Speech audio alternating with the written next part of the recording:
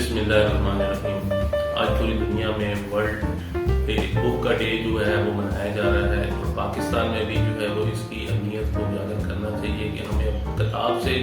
Library سے محبت کرنی چاہیے۔ خاص طور پہ ہمارے کالجز کے اندر جو طلبہ پہلے لائبریری کے اندر جاتے تھے، بکس دیکھتے تھے، لیکن آج کل جو ہے وہ موبائل کا دور آ جانے کی وجہ سے انہوں نے لائبریری میں جانا چھوڑ دیا ہے، کتابوں کو دیکھنا چھوڑ دیا ہے۔ حالانکہ کتاب جو ہے یہ ہمیں علم سکھاتی ہے، عرفان کی بلندیوں تک لے جاتی ہے۔ وہ اکثر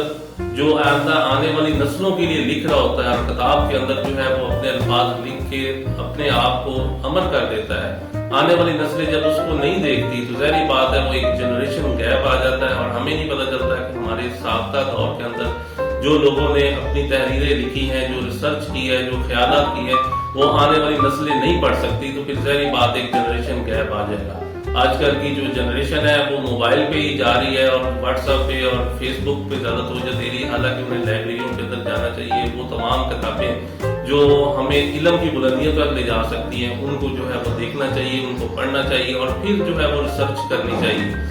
کیونکہ پہلے بھی جتنی بھی ترقی ہوئی، چاہے ہمارے کسی دور مسلمانوں کے دور کے اندر جو ترقی ہوئی ہے وہ بھی کتابوں کی بنیاد پہ ہوئی ہے۔ اسی لیے جب بھی کبھی کسی مسلمان ملک پہ کسی بیرونی